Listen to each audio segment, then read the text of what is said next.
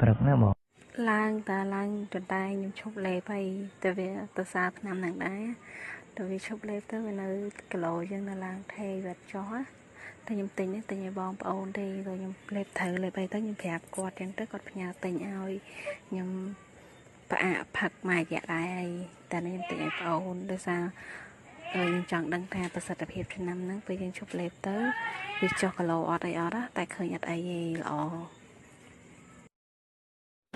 ការខ្ញុំប្រើកាលមុនហ្នឹងខ្ញុំឡើងប្រហែលជា5គីឡូអីបងតែឥឡូវខ្ញុំឈប់លេបប្រហែលចុងកន្លះឆ្នាំហើយកាលមុនខ្ញុំកំង2កំប៉ុងដែរហ្នឹងហើយអាក្រោយខ្ញុំឆាត់មកបងកាលមុនហ្នឹងអាហ្នឹងខ្ញុំកំងមកកំប៉ុងអាហ្នឹងខ្ញុំកំងឲ្យសង្សារខ្ញុំតែឥឡូវខ្ញុំកំងឲ្យបងស្រីខ្ញុំមកកំប៉ុងទៀតគាត់ចង់សាកអញ្ចឹងណាដល់ពេលប្រើផលិតផលបងឯងល្អមែនឡើងគីឡូលឿនមែនហើយយំទៅអត់មានប៉ះពាល់សុខភាពទេយើងឈប់លេបក៏វាប៉ះពាល់សុខភាពគីឡូ59ឥឡូវបានតុក7ហើយបងអូឡើងចិត្ត10គីឡូហ្នឹងហ្នឹងហើយបងពីមុនហូបមិន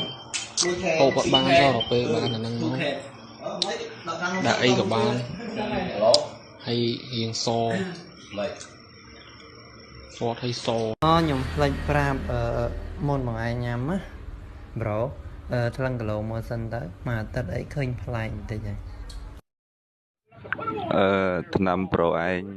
ញ៉ាំទៅមានអីគ្រាន់បើតាឡើងបាន6 7គីឡូដែរហ្នឹងពីកំប៉ុងហ្នឹងពីមុនវាជា54 55ឥឡូវបាន62ហើយនេះថ្លឹងពេលព្រឹកនេះតើបានញ៉ាំអីហ្នឹងបានប៉ុណ្ណឹងប្រហែលជាឡើងបាន6 ទៅ 7គីឡូដែរ